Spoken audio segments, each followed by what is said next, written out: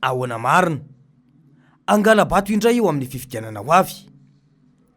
Fifidianana madio sy mangarahara no ataontsika eto, ary asa madio sy maleo tena izay hoy ny seny. Dia mipetraka ny fanontaniana hoe fomba fiasan'ny seny manao ahoana moa no amaritana fa miasa madio sy maleo tena ny seny amin'izao fotoana io. Raisintsika ohatra ny fanavoazana tanteraka na ny refonta izay lazaina fa mandeha amin'izao fotoana. Mandeha tokoa ilay refonta, saingy mandeha mivaralila fa tsy araky ny filazana atao etsy sy roa. Efa betsaka no nanao antsy fanairana ho an'ny seny na ny vaomera maleo tena misahana ny fifidianana, saingy ny ataony ihany no ataony. Ny fanontaniana mipetraka arak'izany dia ny hoe tena maleo tena tokoa ve ny seny amin'izao fotoana io? Raha mijery arak'olona fotsiny dia hita vetrany fa tsy mahatonga ity vaomera ity aleo tena mihitsy. Olony fitondrana avokoa aloha no mandrafitra izany, na tian'ireo mpikambanao izany na tsy. Ny faharoa, ilay olona no tendren'ny Rajoelina no napetraka ho filohan'ny seny. Azo antoka tsy ampy fa sarotra ho an'io ny andabaiko apetraka ilay filoham-pirenena izay nametraka azy teo. Ny fahatelo dia ny fanjakana no manome vola ho ampiasainy ity vaomera ity, fa tsy manana vola madio ho azy ny seny. Ireo dia midika mazava fa miankina tanteraka amin'ny fanjakana sy ny mpitondra ny seny amin'izao fotoana izao. Dia hoy ny fanehoan-kevitra hoe zareo fonds propre zany ny financement ny fifidianana, fanomanana fifidianana. Izany hoe tsy etehatra loatra zany zareo vola mpamatsy vola, mbola tsy hitako tsara fa ohatran'izay ilay izy amin'ny ankapobeny. Zareo ve zany anao forcine amin'ny resaka fifidianana raha hoitsa zany doublon sy triplon, satria izay zao anisan'ny manohana le hoe misy eo amin'ny raha raisitsika zany ny projection tamin'ny recensement tamin'ny 2024 dia raisitsika zany nisy amponina ho avy amin'ny telo amin'ny 2024 zay andron'ny fifidianana. Misy eo amin'ny 4,5 millions ny olona tsy manana état civil, hoe feno 20 taona tsy manana état civil, donc tsy manana kara-panondro. Ekena zany zay hoe mila ampidirindreo olon'ireo. Dia zay mahatonga le financement prodigie zay misy 143 millions de dollars ampindraminy Banque mondiale. Fa mamperitreritra kely zany le lalaon'ny zareo, satria matoa zany zareo mieritreritra hoe tsy mila mpamatsy vola ry amin'ny fifidianana, mety le alabato zany efa homaniny io. Dia hoe raha any na tsy hoany zany dia efa ho alefa zany ny fifidianana, ho alefa forcine. Mazava izany, ahin'ny maro fa isy korontana eo fifidianana io raha tsy misy ny fandiniana miaraka ho fanavaozana ny lalàna mifehy ny fifidianana io. Ny seny tsy maleo tena, miazakazaka any amin'ny fiomanana ho fangalaram-bato ny fanjakana. Azadino mantsy fa raha nolazainy seny fa nanomboka ny voalohan'ny volana oktobra ny tokony nanombohany ny asa fanavaozana ny lisam-pifidianana io, dia efa tany amin'ny tapaky ny volana oktobra vao nanomboka izany. Hatramin'izao mbola misy amin'ireo olom-pirenena no tsy mahafantatra akory ny fisiany fanavaozana izay lisam-pifidianana izany. Hoy mantsy ireo olom-pirenena sasany raha nanontaniana mahakasika izany hoe zahay zao tsy maharaka hoe lisam-pifidianana izany, fa zay koa tsy dia mijanona ao an-trano fa ety an-tsena foana. Mety hoe any fokotany nenay mbola tsy tonga aloha hatramin'izao, mbola tsy nanana eritreritra aloha, fa mbola tsy haiko, mbola manentana angamba ny président Bokotany vao makany. Mbola tsy nisoratra anarana fa rehefa mifidy tamin'ny le fifidianana manaraka ireny, mbola tsisy nanontany, tsy manako tsy makany aka fa tonga dia rehefa hifidy fotsiny dia tonga any Fokotany. Fa tsy amin'izay tsisy problème, tonga dia mifidy foana rehefa savainao anatary anina le anarana. Efa tenao ny anarako raha miferitreretako azy. Eo aminay no nandefa an'ilay izy tany fa za tsy eo mihitsy, tsy eo an-trano mihitsy. Izany no zava-misy. Dia hoy ihany ny seny hoe mizotra antsakasy andavany soamantsara ny fanavaozana ny lisam-pifidianana. Ankoatr'izay, ny resaka fitaovana nampanantenana ny mpanisa-pifidy izay betsaka no tsy hitan'izy ireo popoka akory izany tablety izany. Ny olana ara-pitaovana io fotsiny dia efa olana manginy fotsiny tsy fisiny ny fanentanana matotra ny olom-pirenena feno taona ho anatin'ny lisam-pifidianana.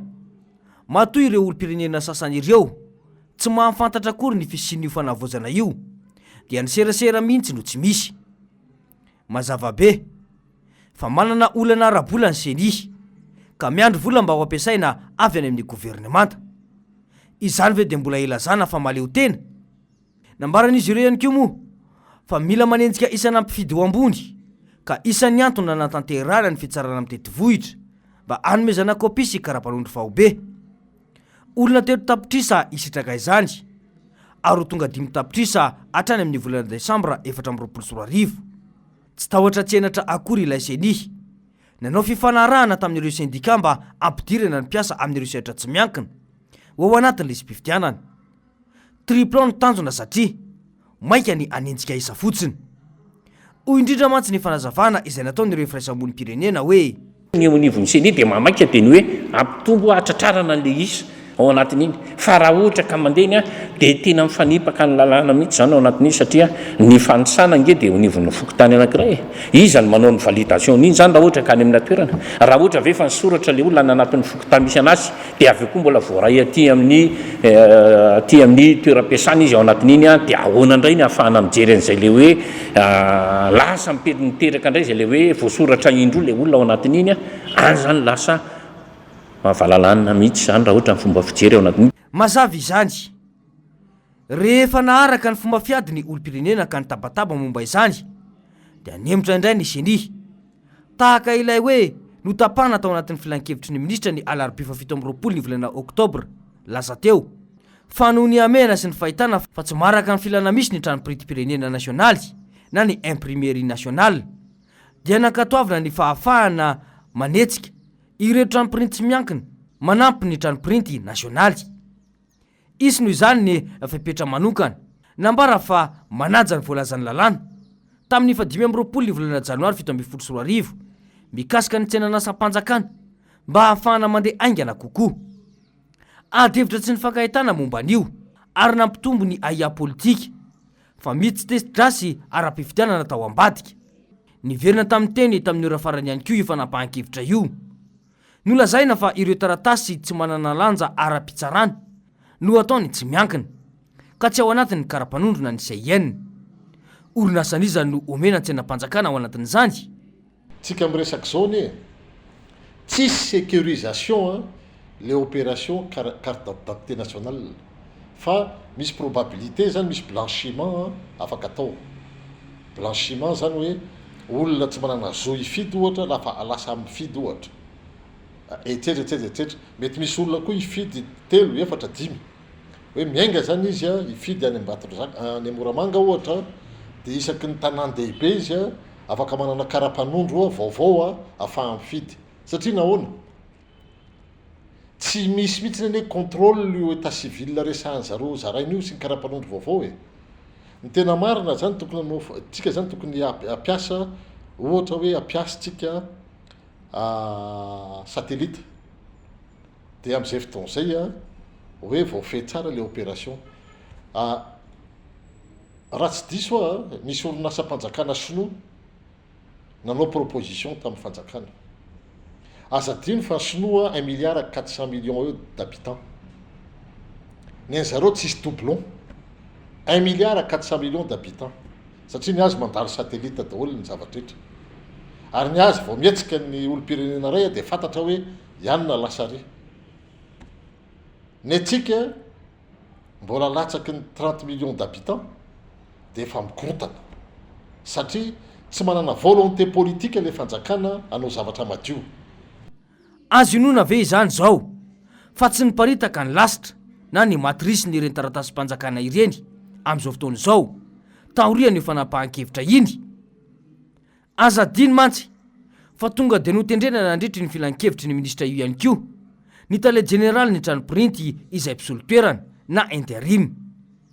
Tsy tongatonga ho azy avokoa izany trangan-javatra izany.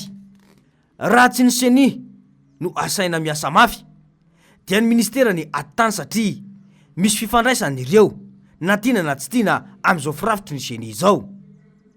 Ny hita aloha dia miandro baiko manaraka indray ny seny hoe ino indray no tetika mba ahafahany mahita irika tahaka ny tamin'ny taona 2024 iny.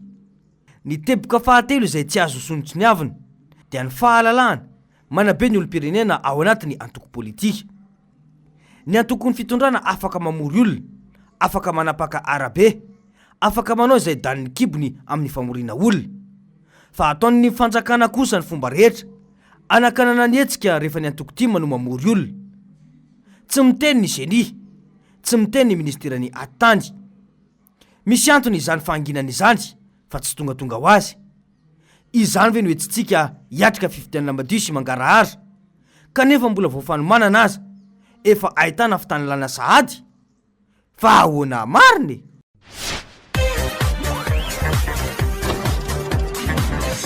Ahoana mariny?